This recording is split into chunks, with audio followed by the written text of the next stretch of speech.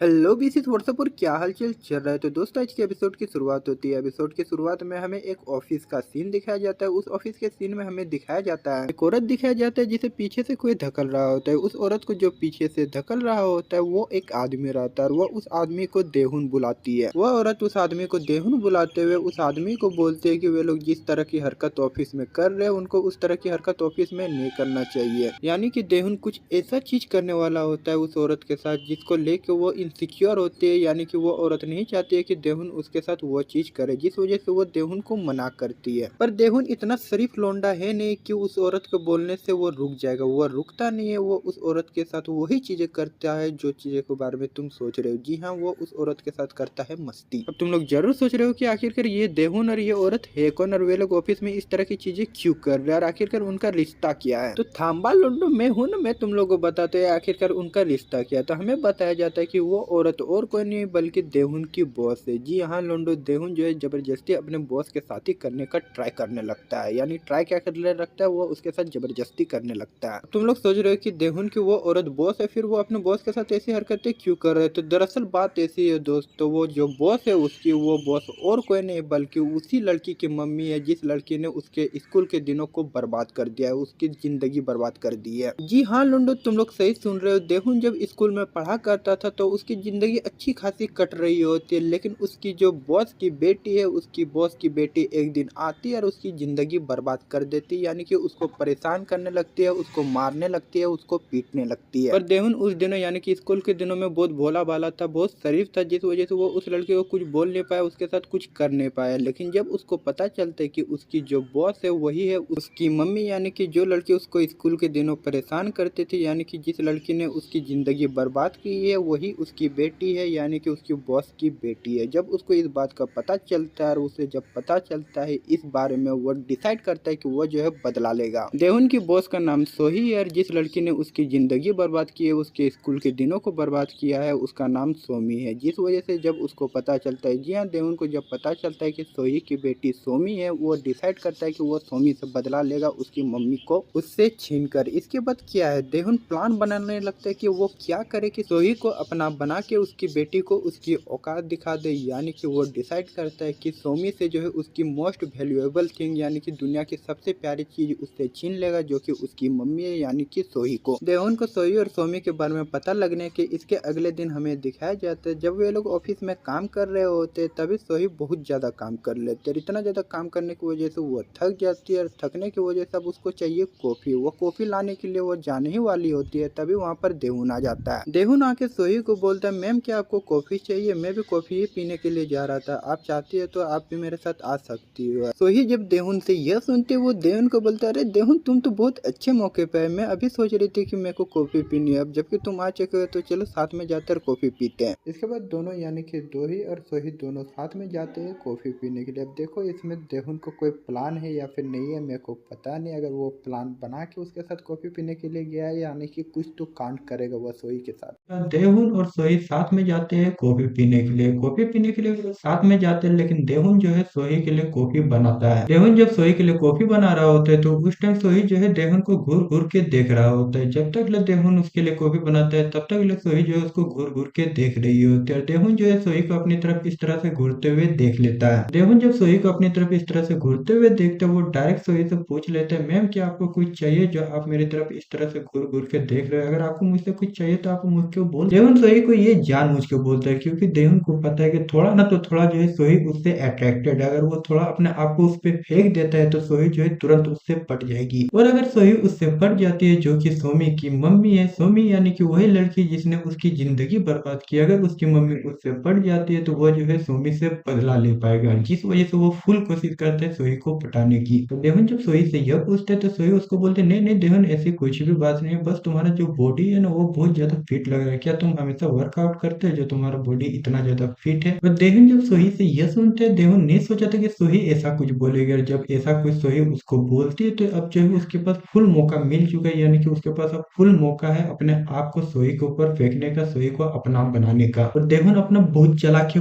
बहुत खतरनाक आदमी है, वो इतना अच्छा मौका जाने कैसे दे सकता है, जिस वजह से वो सोही को क्या बोलता है पता है? वो सोही को बोलता है, मैम अगर आपको मेरी बॉडी इतनी ही ज्यादा पसंद लग रही है तो आप मेरी बॉडी को छू के देख सकती हो। और सोही जब देहुन से यह सुनते ही वो जो है एक तरह से शर्मा जाते हैं और वो सोचने लगते हैं कि वो देहुन के शरीर को छुए कि नहीं छुए, यानी कि वो सोच में पड़ जाती है, उसको कुछ भी समझ में नहीं आ रहा होता है। देहुन यह बोलने के बाद, जी हाँ, वो सोई को यह बोलने के बाद देहुन अपने आप को ये बोलते, सोमी तुम देख रही हो ना, तुम किस तरह से मेरी जिंदगी बर्बाद की हो, किस तरह से तुम मेरे स्कूल के दिनों को बर्बाद किए हो, उसी तरह मैं आज से तुम्हारा जिंदगी बर्बाद करूंगा। आज से मैं तुम्हारे मम्मी को अपना बनाऊंगा, तुम्हारी जिंदगी बर्बाद कर दूंगा। देहुन जब अपने आप को ये सब बोल रहा होता है तब वो देखते हैं कि सोई कुछ ज्यादा ही शर्मा रही है। जब सोई को शर्माते हुए देखते हैं वो उसको बोलते हैं, सोई आपको टेंशन लेने की कोई जरूरत नहीं, सिर्फ यहाँ पर हम लोग दोनों ही है, अगर तुम छूना चाहो तो छू सकती हो, मैं किसी को भी नहीं बोलूंगा, तुम आराम से छुओ मेरे शरीर को। और सोई जब देहुन से यह सुनते वो फिर से शर्माते हुए देहुन को बोलते, तुम भी देहुन क्या बोल रहे हो, मैं कहाँ तुम्हारे शरीर को टच करना चाहते हो, मैं तुम्हारे शरीर को टच नहीं करूंगा, मैं तो बस ऐसे मजाक कर रहे थे, तुम भी क्यों ऐसा मजाक कर रहे हो। देहुन सोई से यह सुनने के बाद वो सोई को बोलते, ठीक है मेरे को लगा था कि आप छूना चाहते हो, जिस वजह से मैंने आपको बोला था, अगर आप नहीं छूना चाहते तो कोई जबरदस्ती ना आपके ऊपर है। यह सुनने के बाद सोई अब अपने आप को रोक नहीं पाती और वो फिर से बोलती है देहुन पे, देहुन सच में क्या मैं तुम्हारे शरीर को छू सकती हूँ। देहुन सोई की इस बात को बोलते, ऑफ कोर्स मैंने आपको पहले बोल दिया, अगर आप छूना चाहते हो तो आप छू सकते हो, मेरे को कोई भी एतराज नहीं है। अब यह सुनने के बाद सोई जाती है और उसके शरीर को टच करने लगती है, और जब उसके शरीर को टच करती है वो देखती है कि उसका शरीर और उसका बॉडी बहुत हार्ड। और सोई जैसे देहुन के शरीर को टच करती है, देहुन जो है अपने मंजिल पे एक कदम और आगे बढ़ जाता है, यानी कि वह जो है सोमी से बदला लेने के एक कदम आगे बढ़ चुका है और वो जो है उसकी मम्मी को अपना बनाने वाला है और जो है वो बदला पूरा करके ही रहेगा। देखो लोंडा, आगे जाके हमें पता चला है कि देहुन बदला ले पाता है कि नहीं पाता है। अगर देहुन के बोलने के बाद सोही जो है देहुन को टच करती है अपने उंगलियों से, जब वो अपने उंगलियों से देहुन के हाथ को टच करती है वो उसके हाथ को बहुत हार्ड पाती है। जब वो उसके हाथ को इतना ज्यादा हार्ड पाती है वो अपने पूरे हाथ से जो है उसका शरीर टच करने लगती है। जी हाँ लोंडा, सोही तो बोली थी सिर्फ उसको एक थोड़ा सा टच करेंगे, लेकिन एक थोड़ा सा टच करने के बाद सोही अपने आप को रोक नहीं पाते और वह अपने पूरा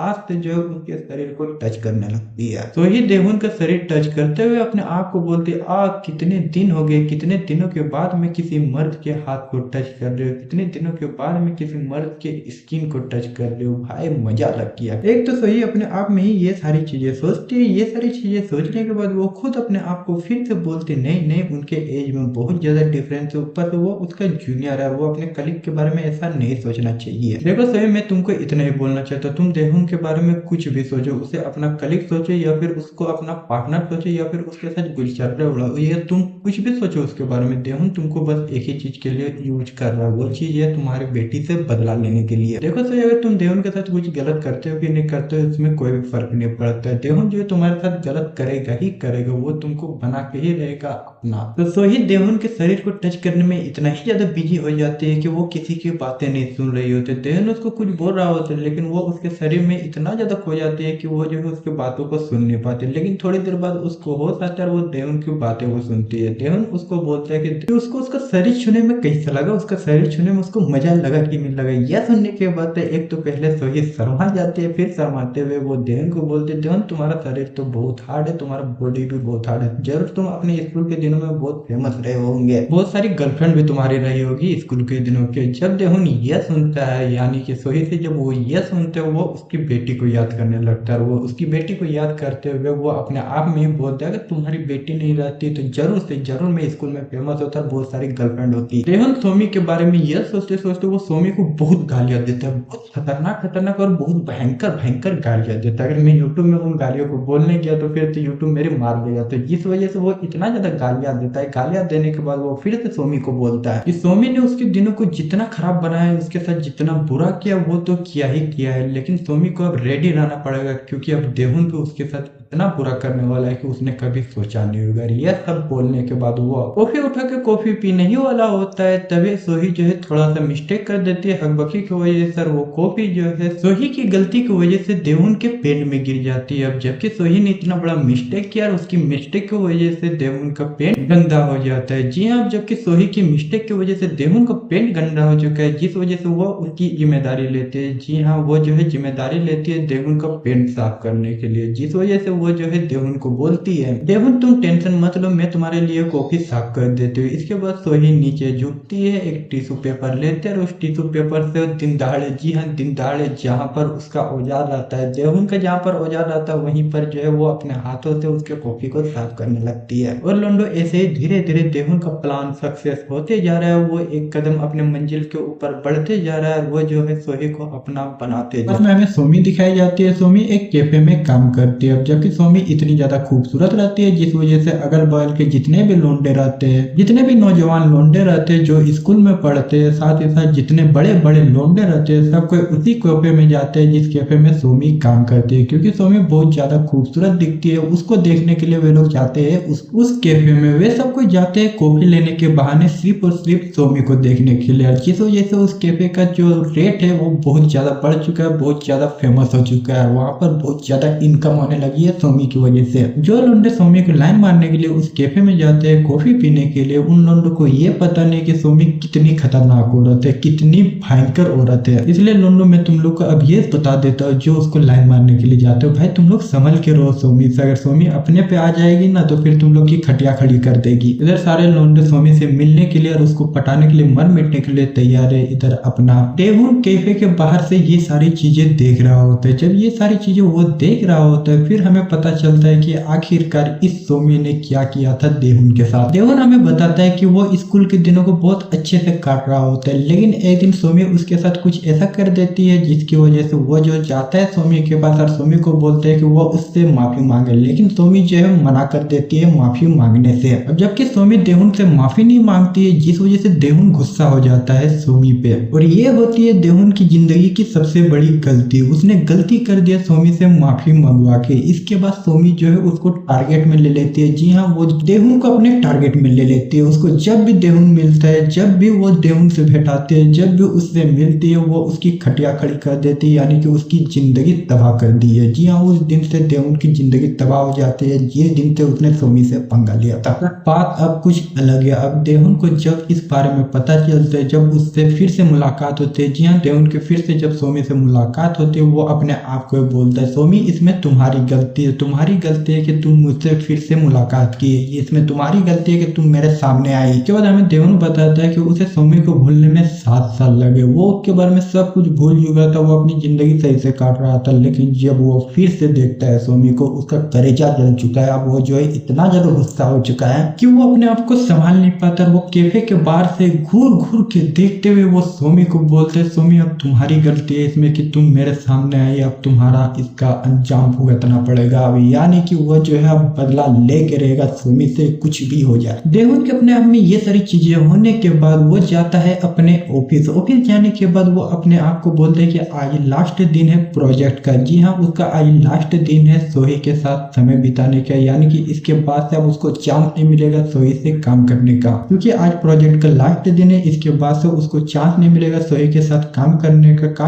क्या उसको मिलने का भी उससे मौका नहीं मिलेगा, जिस वजह से देहुन डिसाइड करता है कि आज ही मौका है, आज ही जो है वो सोही को अपना बना के रहेगा। और आज अगर वो सोही को अपना नहीं बना पाता है तो उसका प्लान चौपट हो जाएगा, वो अपना प्लान कंप्लीट नहीं कर पाएगा। प्लान कंप्लीट नहीं कर पाएगा तो वो सोमी से बदला भी नहीं ले पाएगा, बदला नहीं ले पाएगा तो फिर जो है वो अपना में घुट के मर जाएगा। इस वजह से जब रात होती है, जब सब कोई चले जाते हो ऑफिस से, घर जाने के बाद वहां पर रह जाते हैं देहुन और सोहिया, जबकि दोनों हैं, जिस वजह से अब देहुन प्लान बनाता है कि आखिरकार किस तरह करके वो जो है आज उससे खेला करेगा। जब ऑफिस के सारे एम्प्लॉय की छुट्टी हो जाती है, सब अपने अपने घर चले जाते हैं, रात को वहां पर अकेले बच जाते हैं देहुन और सोहिया, जबकि वहां पर देहुन और सोहिया रहते हैं, जिस वजह से देहुन प्लान बनाता है, प्लान बना के जाता है ऑफिस का लाइट मिला देता है। देहुन जैसे ऑफिस के लाइट ऑफ कर देता है, सोही को जो है फाइल ढूंढने में दिक्कत होने लगती है। जी हाँ सोही उस टाइम फाइल ढूंढ रही होती है, लेकिन जैसे लाइट ऑफ हो जाती है सोही फाइल ढूंढ नहीं पाती है, जिस वजह से देहुन जाता है सोही के पीछे और पीछे से जाके वो जो है फाइल ढूंढने में उसकी मदद करने लगता है। लेकिन इसमें देहुन का प्लान रहता है, जैसे ही देहुन सोही को पीछे से फाइल ढूंढने में मदद कर रहा होता है, वैसे ही उसका जो केल है उसके पीछे के पिछवाड़े में टच हो जाता है, जिस वजह से सोही जो है शर्मा जाती है। लेकिन जबकि देहुन उसकी मदद कर रहा है, जिस वजह से सोही उसको कुछ भी नहीं बोलती है। और जब सोही देहुन को कुछ भी नहीं बोलती, अब देहुन समझ जाता है कि इससे अच्छा मौका उसके पास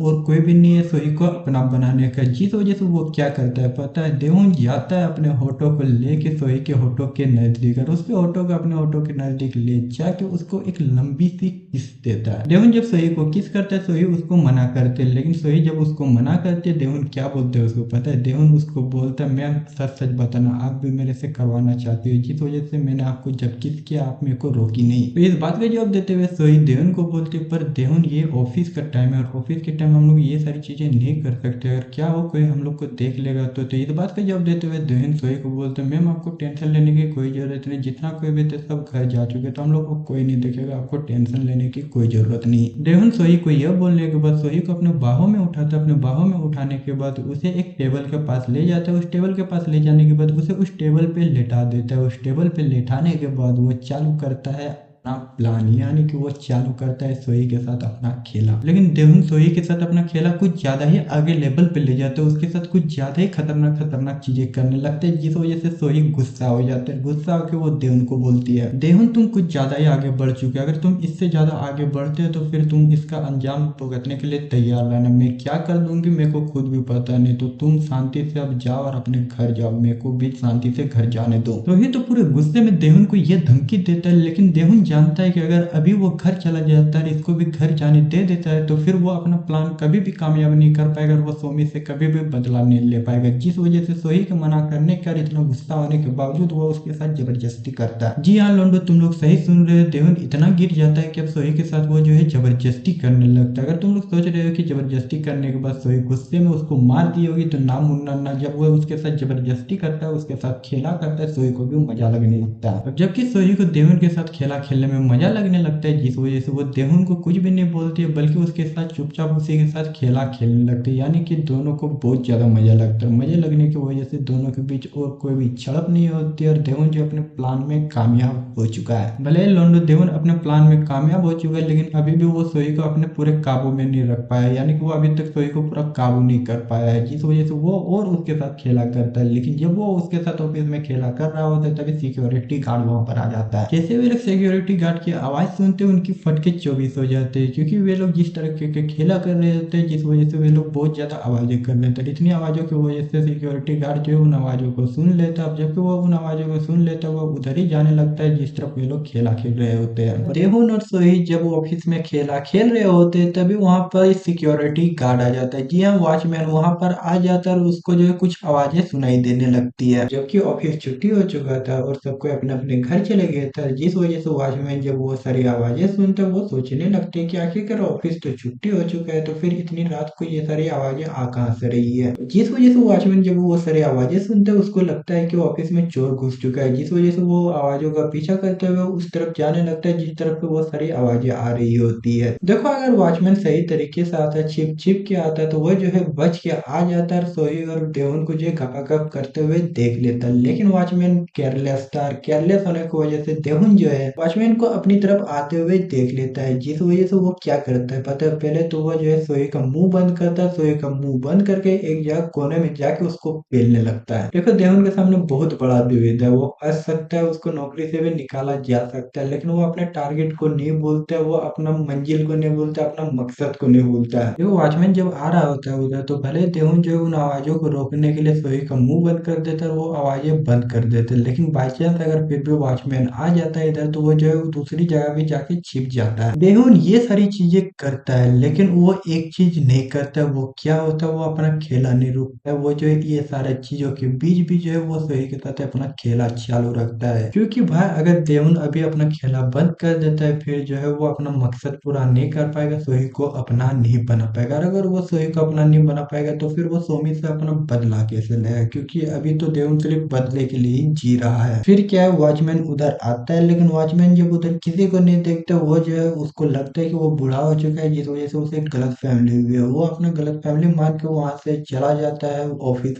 बंद करके। वो तो वहां से चला जाता है, उसके वहां से जाने के बाद उन लोग का फिर से खेला चालू होता है। पर इस बार जब खेला चालू होता है, इस बार जो है खेला ऐसा वैसा नहीं चलता है। इस बार जो है देहुन जो है सोही के ऊपर डोमिनेट करने लगता है, लगभग वो जो है जीत चुका है उसको, यानी कि वो जो है अब जो कुछ भी बोलेगा वो जो है सोही उसके लिए करेगी। एंड देन सोचो, अगर बाद देहुन जो पूरी तरह काबू पा लेता है सोई के ऊपर और सोई हर चीज वो करती है जो देहुन उसको बोलता है। फिर तुम लोग सोच ही सकते हो कि खेला कितना ऊपर लेवल तक चला जाएगा, वो क्या क्या कर सकता है देहुन जो है सोमी के साथ, उसके द्वारा क्या क्या कर सकता है भाई। उसके बाद जो कांड होगा ना वो अलग ही लेवल पे होगा। अब जबकि ये सारी चीजें होती है उनके बीच का खेला खत्म होता है। खेला खत्म होने के बाद फिर हमें दिखाई जाती है सोमी। सोमी का ऑफिस टाइम खत्म हो जाता है, उसका कैफे बंद हो जाता है। जबकि उसका कैफे बंद हो जाता है वो अपनी मम्मी यानी कि सोही को कॉल करती है। सोमी जब अपनी मम्मी सोही को कॉल करती है, उसकी मम्मी तो देवन के साथ खेला खेलने में बिजी रहती है, जिस वजह से उसको मोबाइल का घंटी सुनाई नहीं देता। वो जो अपनी बेटी की कॉल नहीं उठा पाती है। जबकि उसकी बेटी को वो कॉल नहीं उठाती है, सोमी को लगता है कि उसकी मम्मी के साथ हो गया है। इधर सोमी को अपनी मम्मी सोही की फिक्र हो रही है कि उसकी मम्मी को कहीं कुछ हो नहीं गया हो, उसकी मम्मी उसका फोन नहीं उठा रहा है। और उधर उसकी मम्मी क्या कर रही है, देवन के साथ मस्ती। जो कि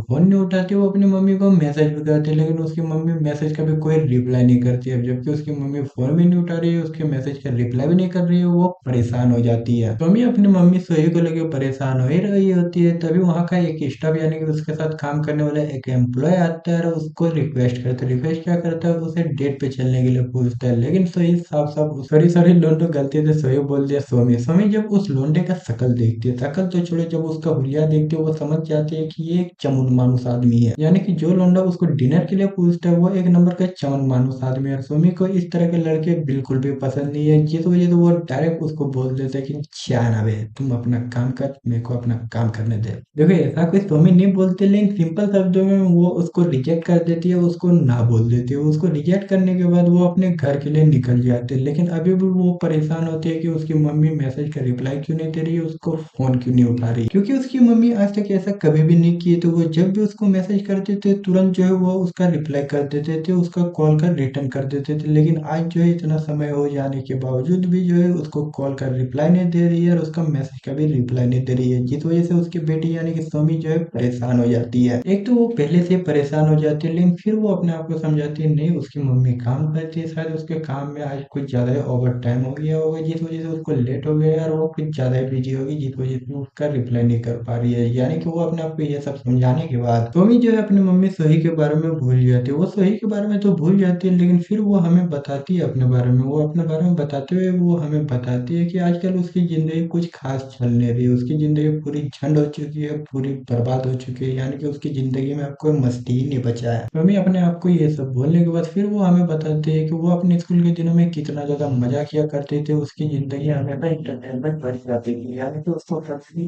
बोरिंग नहीं लगता था, उसको हमेशा मजा ही लगता था। यानी कि उसकी स्कूल के दिन बहुत मजेदार भरे थे, यानी कि वो बहुत मजे करते थे स्कूल के टाइम में। लेकिन जैसे उसका स्कूल का टाइम खत्म हुआ, वो जो है अपनी जिंदगी यानी कि दुनिया में कदम रखी, फिर जो है उसका जिंदगी बदल गया है तब से। सोमी तुम सही बोल रहे हो यार, जब से हम लोग का स्कूल का टाइम खत्म हुआ है, जब से हम लोग अपना असली जिंदगी में कदम रखे, तब से जिंदगी खराब हो गई यार। हमारे साथ भी ऐसे ही हो रहा है, तुम अकेले नहीं हो सोमी। नैना में सोमी बताते हैं कि देखो उसकी बोरिंग लाइफ चल रही है, उसको उससे इतना कोई भी फर्क नहीं पड़ता, लेकिन उसकी फैमिली में जो एकजुटता है, जैसे उनकी अभी खुशी है, वो खुशी हमेशा ही बने रहे। यानी कि वो चाहते हैं कि वो अपनी फैमिली के साथ हमेशा ही रहे। यानी कि सिंपल शब्दों में बोले तो अब सोमी बड़ी हो चुकी है, उसके कंधों में जिम्मेदारी आ चुकी है। यानी कि अब जबकि उसके पापा नहीं है, वो चाहती है कि वो अपनी मम्मी का ख्याल रखे, वो अपने परिवार का ख्याल रखे। अस सोमी अस, हम लोग भी अपने परिवार के लिए कुछ करना चाहते हैं तुम्हारे जैसे। लेकिन मैं तुमको तो पहले हरामी समझा था यार, लेकिन तुम तो अपनी फैमिली के लिए देवमानुस निकली। देखो यार मैं मानता कि सोमी दूसरों के लिए बहुत बुरी हुआ, दूसरों के साथ बहुत बुरा बुरा चीज की है, लेकिन अपने परिवार के लिए तो अच्छी है यार। देखो दूसरे के लिए वो कुछ भी करती है, लेकिन फैमिली के लिए तो वो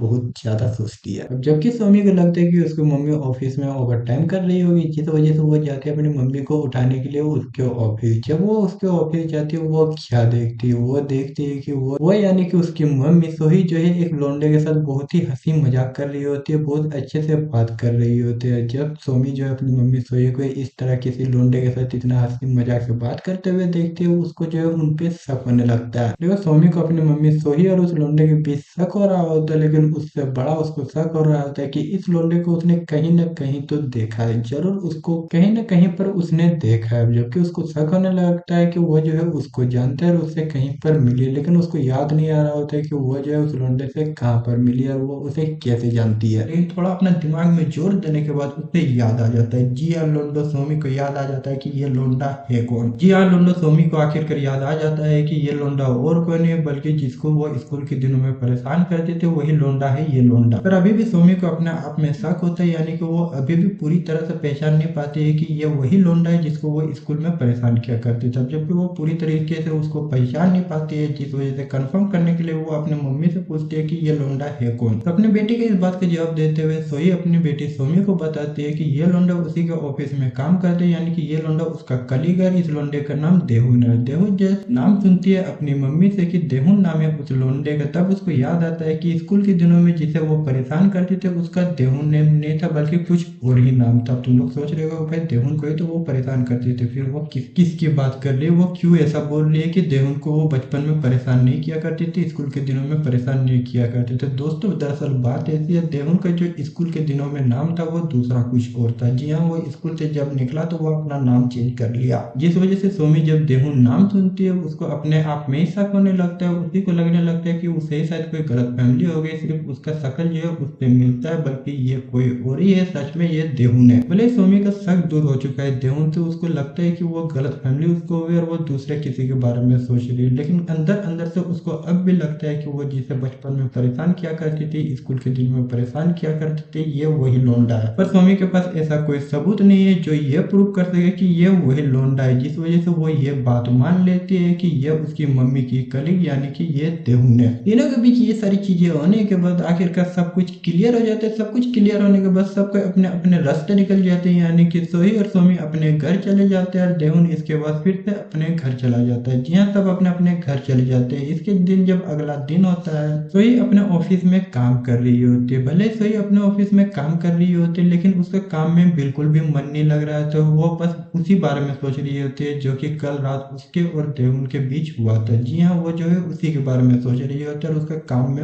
मन नहीं लग रहा होता। सोही के अपने काम में मन नहीं लग रहा होता है, जिस वजह से वो सोचने लगती है कि क्यों आखिरकार क्यों उसने अपने कलीग के साथ इस तरह की हरकत की, क्यों जो कि उससे इतना ज्यादा छोटा है उसके साथ उसने ये सारी चीजें की। यानी कि वो अपने आप को कोसने लगती है कि क्यों उसने देहुन के साथ ये सारी हरकत की। भले ही सोही देहुन को कोस रही होती है कि उसके साथ वो सारी चीजें करके वो कितनी बड़ी गलती कर दी, लेकिन अंदर अंदर से उसको बहुत ज्यादा खुशी मिल रही होती है क्योंकि बहुत सालों के बाद आखिरकार उसे वो चरम सुख मिल गया जिसकी वो बहुत बहुत सालों से इंतजार कर रही थी। आखिर देहुन के बारे में ये सारी चीजें सोई रही होती है तभी कोई उसका दरवाजा खटखटाता है। जी हाँ, उसका ऑफिस का कोई दरवाजा खटखटाता है। जब वो उसकी आवाज सुनती है वो डर जाती है, लेकिन थोड़ी देर बाद वो देखती है कि वो दरवाजा खटखटाने वाला और कोई नहीं बल्कि देहुन रहता है। तो ही जब देहुन को देखती है वो उस रात के बारे में याद करती है। जब वो उस रात के बारे में याद करती है उसका चेहरा लालम लाल हो जाता है। देहुन जब चेहरा लालम लाल देखता है सोही का, वो समझ जाता है कि वह जो करना चाहता था सोही के साथ यानी कि उसे अपना काबू करने का वो कर चुका है। देहुन सोही को कुछ बोलता ही है उससे पहले सोही देहुन को शर्माते हुए बोलती है, देहुन क्या हुआ, तुम मेरे ऑफिस में क्यों आए हो? और देहुन जब इतना ज्यादा शर्माते हुए देखता है सोही को, वो समझ जाता है कि वो जो और थोड़ा सा मेहनत करेगा तो वो पूरी तरह जो है सोही को अपने काबू में कर लेगा। जिस वजह से वो बहाना बनाते हुए क्या बोलते हैं पता है सोही को? वो सोही को बोलते हैं, सोही तुम इतनी ज्यादा परेशान क्यों लग रही है, तुम्हारा चेहरा उतरा हुआ क्यों लग रहा है? देहुन सोही को यह बोलने के बाद वो फिर से सोही को बोलते हैं, सोही तुम इतनी बड़ी हो चुकी है, इतनी बड़ी हो गई हो, फिर भी तुम अपना हेल्थ का ख्याल नहीं रख पा रही हो। यार तुम अपना हेल्थ का ख्याल रखो, कोई नहीं मैं तुम्हारी मदद करता तुम्हारा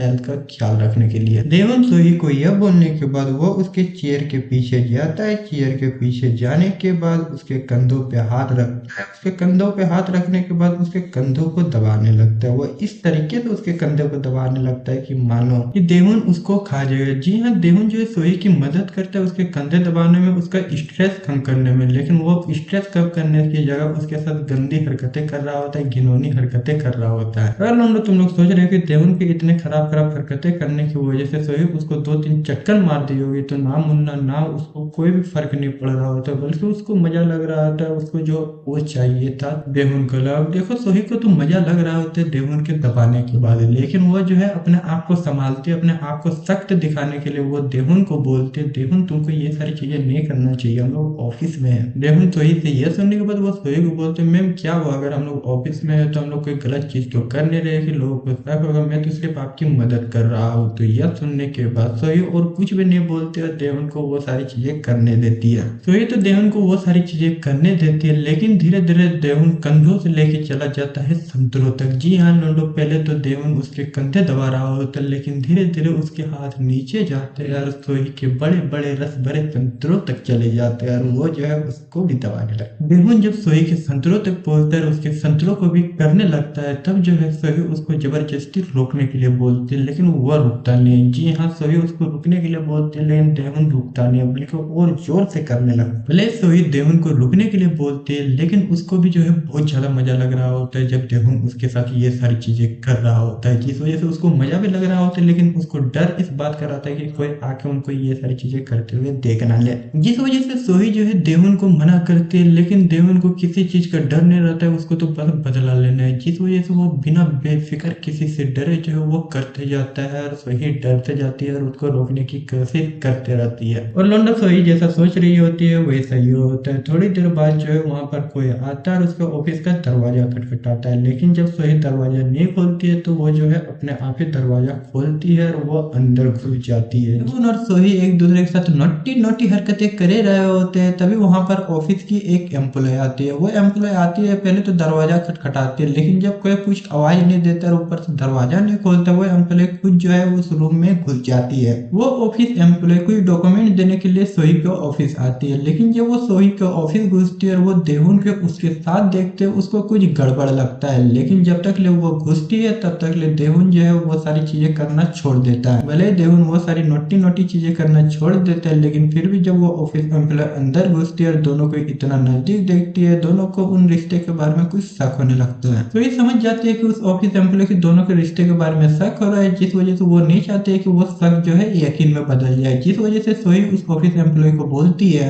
कि उसको उस डॉक्यूमेंट की चिंता करने की कोई भी जरूरत नहीं है, वो बाद में उस डॉक्यूमेंट्स को देख लेगी, तो वो जो है अभी वहां से जा सकती है। यह सुनने के बाद वो ऑफिस एम्प्लॉय वहां से चली जाती है। ऑफिस एम्प्लॉय को वहां से जाने के बाद देहुन सोही के पास जाता है, सोही के पास जाके सोही को बोलता है, सोही हम लोग बाल बाल बच गए, अगर वो देख लेती तो फिर तो कांड हो जाता है। यह सुनने के बाद सोही देहुन को बोलते, देहुन तुम्हारा ही इसमें गलती था, तुम अगर मेरे साथ ऐसी चीजें नहीं करते तो हम लोग को ऐसा डरने का भी जरूरत नहीं पड़ता, तो अब से तुम ऐसी चीजें मत करना। देहुन सोही से यह सुनने के बाद वो सोही को बोलते, ठीक है मैं अब से ऐसी चीजें नहीं करूंगा, लेकिन क्या आप काम करने के बाद फ्री हो? अगर फ्री हो तो क्या हम लोग साथ में कॉफी पीने के लिए जा सकते हैं? देहुन जब सोही को कॉफी के लिए पूछता है तो सोही जो है उसको मना नहीं करती। यह सुनने के बाद देहुन खुश हो जाता है, उसको लगने लगता है कि वो जो है सोही को काबू कर चुका है। लेकिन जब रात होती है, आखिरकार ड्रिंक करने का टाइम आता है, कॉफी पीने का टाइम होता है, उसे क्या पता चलता है कि सोही सिर्फ देहुन के साथ वहां पर अकेले कॉफी पीने के लिए नहीं आए। वो क्या करती पता है? जब देहुन उसको कॉफी के लिए पूछता है तो सोही जाते और सारे ऑफिस के एम्प्लॉय को बोलती है कि आज रात उसके लिए सबके लिए डिनर पार्टी है। जी हाँ लोंडो, सोही ऑफिस के सारे एम्प्लॉय को डिनर पे इनवाइट करती है। भले वो सोही आती है देहुन के साथ कॉफी पीने के लिए, लेकिन वो अकेले नहीं आती, वो सारे एम्प्लॉय के साथ आती है। इसके बाद जब रात होती है, वे लोग साथ में एक रेस्टोरेंट में पूरे एम्प्लॉय के साथ डिनर कर ही रहे होते, तभी जो है बगल में बैठा हुआ रहता है देहुन। जी हाँ, सोही के बगल में बैठा हुआ रहता है देहुन, और देहुन का जब हाथ देखती है वो, उसको जो है देहुन का हाथ छूने का मन करने लगता है। अब जबकि सोही को देहुन का हाथ छूने का मन करने लगता है, जिस वजह से वो बिना हिचकिचाए उसका हाथ छू देती है, लेकिन वो उसका हाथ तो छू देते, लेकिन उसके बाद वो शर्मा जाती है, जिस वजह से वो देहुन को बोलती, सॉरी मेरे से गलती हो गई, मैं तुम्हारा हाथ जानबूझ के छूना नहीं चाहती थी। सोही जब देहुन को यह बोलती, पहले तो देहुन को लगा था कि सोही जानबूझ के हाथ नहीं छुए, लेकिन जिस तरीके से सोही शर्मा रही होती है, जिस तरीके से बोल रही होती है, वो समझ जाता है। जी हाँ, देहुन समझ जाता है कि वो जानबूझ के नहीं बल्कि जानबूझ के छुई थी उसका हाथ। अब जो है देहुन को अच्छा मौका मिल चुका है सोही के साथ कांड करने का, जिस वजह से देहुन जो है सोही को बोलता है, सोही क्या हम लोग थोड़ी सी बाहर जा सकते हैं? बाहर मुझे तुमसे कुछ पर्सनली बात करनी है। इसके बाद जो है देहुन और सोही बाहर जाते हैं। देहुन सोही को बाहर ले जाने के बाद उसे बाहर के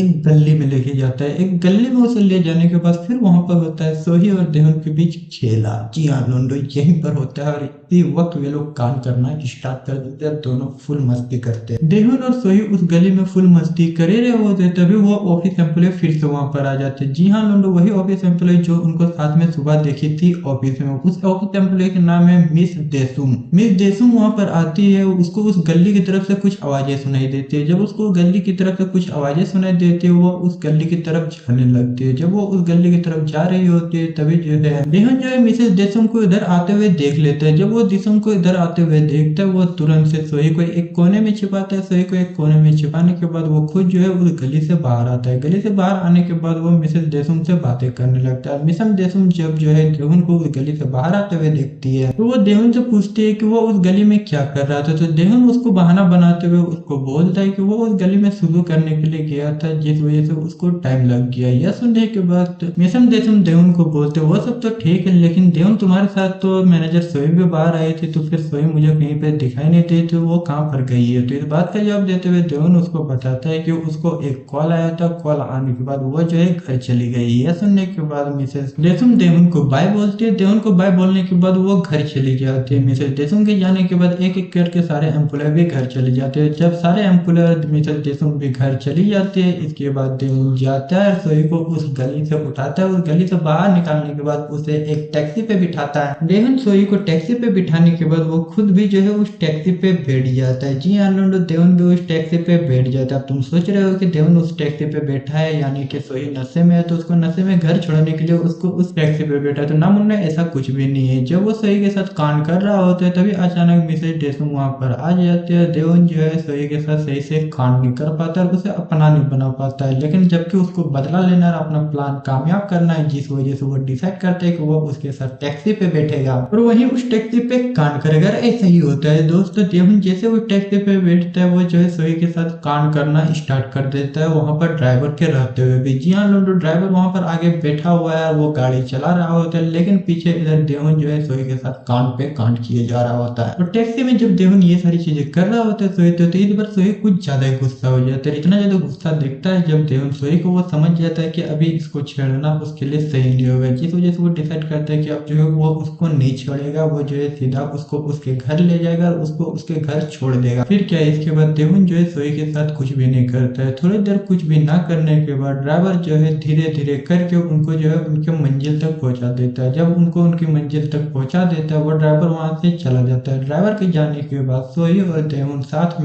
में चलने लगते हैं ताकि देवन जो है सही सलामत सोई को उसके घर छोड़ सके। जब वे लोग साथ में चल ही रहे होते हैं और बातें कर ही रहे होते हैं तभी वहां पर एंट्री होती है सोई की बेटी यानी कि देवन की जानी दुश्मन सोमी की। जी हाँ लोंडो, सोमी जो है फिर से अपनी मम्मी और देवन को साथ में देख लेती है। देवन जब सोमी को देखता है उसकी फटके 24 हो जाती है, क्योंकि अगर सोमी उसको पहचान लेती है फिर तो कान पे कान हो जाएगा और सोमी जो है उसकी मार देगी। और अगर सोमी को असल में पता चल जाएगा कि देवन आखिरकार है कौन और उसकी सच्चाई क्या है, अगर ये पता चल जाता है सोमी को, फिर जो है देवन का प्लान फेल हो जाएगा। वो क्या सोमी पे भारी पड़ेगी, सोमी खुद जो है उस पर भारी पड़ जाएगी। सोमी जब अपनी मम्मी को देखती है वो जाती है अपनी मम्मी के पास और अपनी मम्मी को बोलते हैं, मम्मी आपने तो बोला था कि आपका टीम डिनर है जिस वजह से आप घर नहीं आओगे। ठीक है टीम डिनर था, लेकिन आज आपको कुछ ज्यादा ही लेट हो गया, आपको इतना लेट कैसे हुआ घर आने में। सोमी जब अपनी मम्मी यानी कि सोही को ये सब बोल रही होती है तब वो देहुन की तरफ ध्यान नहीं देती है। वो नहीं देखती है कि वहां पर देहुन भी रहता है। वो सारी बातें तो वो अपनी मम्मी को बोल रही होती है। तभी जो है देहुन उसकी तरफ मुड़ता है। उसकी तरफ मुड़ने के बाद जब वो सोमी को देखता है, देहुन की सच में फटके 24 हो जाती है। वो सोचने लगता है कि आखिरकार सोमी इस वक्त यहाँ पर कर क्या रही है। अगर सोमी को उसके बारे में पता चल जाता है तो फिर उसकी जो है प्लान चौपट हो जाएगा। और देहुन अपना प्लान बिल्कुल भी चौपट नहीं करना चाहता है। वो अपना प्लान कामयाब करके रहेगा, सोमी से बदला लेके रहेगा। जिस वजह से वो सोमी को देखते हैं, वो बहाना बनाते हुए सोमी को बोलते हैं कि उसकी मम्मी कुछ ज्यादा ही पी ली थी, कुछ ज्यादा ही नशे में थे, जिस वजह से वो डिसाइड करता है कि वो उसकी मम्मी को घर छोड़ेगा। देवन सोमी को यह बोलने के बाद वो फिर से सोमी को बोलते हैं, ठीक है सोमी, अब जबकि उसकी बेटी यानी कि सोहेब की बेटी आ चुकी है तो मैं अब यहाँ पर रुकूंगा नहीं, मैं घर जाता हूँ, तुम अपनी मम्मी को घर ले जाओ। यह बोलने के बाद देवन वहां से जाने ही वाला होता है, तभी उसको सोमी रोकते हुए बोलती है,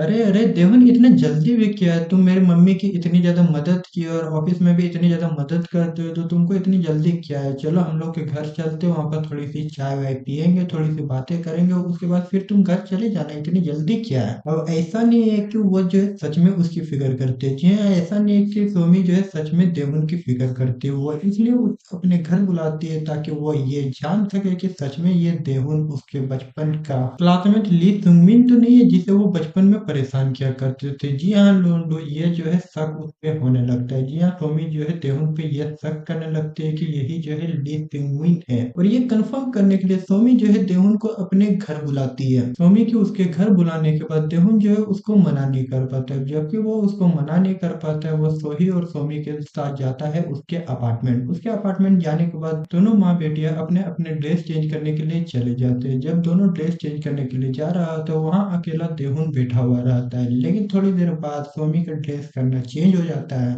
भले ही सोमी का कपड़ा चेंज करना हो जाता है लेकिन उसकी मम्मी सोही का नहीं होता है, जबकि उसका पहले हो जाता है, जिस वजह से सोमी आती है। सोमी फिर से देहुन को उसकी मम्मी की इतनी ज्यादा मदद करने के लिए और उसकी इतना ज्यादा ख्याल रखने के लिए उसको थैंक यू बोलती है। देहुन को थैंक यू बोलने के बाद वो उसको बोलती है, इससे पहले जी हाँ, सोमी उसको कुछ बोलती है, उससे पहले उसकी मम्मी सोही आती है और उसके बगल में बैठ जाती है। किसके बगल में? देहुन के बगल में बैठ जाती है। जब देहुन के बगल में वो बैठ जाती है, उसके बाद फिर से सोमी बोलती है, ठीक है, अगर मम्मी आप भी बैठ चुकी हो तो क्या देहुन मैं भी तुम्हारे बगल में बैठ सकती हूँ? देहुन का सोमी को कुछ बोलने से पहले ही जो है सोमी जो है अपने आप ही उसके बगल में बैठ जाती है और वो चिपक के थोड़ा सा बैठती है, जिस वजह से देहुन को थोड़ा ऑकवर्ड फील होने लगता है। और सोही जब देखती है कि देहुन को कितना ज्यादा ऑकवर्ड फील हो रहा है, वो अपनी बेटी को समझाती है कि देहुन उनका मेहमान और मेहमान को ऐसे ऑकवर्ड फील नहीं कराया जाता है। जी हाँ, वो उसको बोलती है, अपने बेटे को बोलती है कि उसके बगल में बैठने की वजह से जो है देहुन ऑकवर्ड फील करने लगा है, जिस वजह से वो जो है अपने बेटे को वहां से उठने के लिए बोलती है। सोमी अपनी मम्मी से यह सुनने के बाद वो देहुन को बोलती है, देहुन क्या मेरे बगल में बैठने की वजह से तुमको ऑकवर्ड फील हो रहा है? क्या मैं सच में उठ जाऊं यहाँ से? बस आगे क्या होता है मैं नहीं बताने वाला हूँ, और मैं इसके आगे का एक्सप्लेन भी नहीं करने वाला हूँ, क्योंकि भाई तुम लोग सपोर्ट ही नहीं दिखा रहे। देखो कितना खराब रिस्पॉन्स आ रहा है भाई, आजकल वीडियो में इतना खराब रिस्पॉन्स तो कभी भी नहीं आया था। तुम लोग रिस्पॉन्स नहीं दे रहे हो तो मैं आगे का क्यों एपिसोड एक्सप्लेन करूँ? तो जी हाँ, मैं डिसाइड किया हो कि इस सीरीज को यहीं पर एंड करूंगा। इसके आगे का मैं कोई भी एपिसोड एक्सप्लेन नहीं करूंगा, लेकिन फिर भी अगर तुम लोग चाहते हो कि मैं इसका आगे का एपिसोड भी एक्सप्लेन करूँ, तो लोंडो मैंने एक न्यू चैनल बनाया है जिसका नाम है नोटी एक्सप्लेन। अगर तुम लोग चाहते हो कि मैं इसका आगे का एपिसोड भी एक्सप्लेन करूँ तो लिंक आपको डिस्क्रिप्शन में मिल जाएगा हमारा सेकंड चैनल का, तो उसमें 1000 सब्सक्राइबर करवा दो, मैं इसके आगे का एपिसोड भी एक्सप्लेन कर दूंगा। अगर तुम लोग चाहते हो, फिर अगर नहीं चाहते हो तो बस इसी के साथ ये एपिसोड एंड करते हैं। बाय।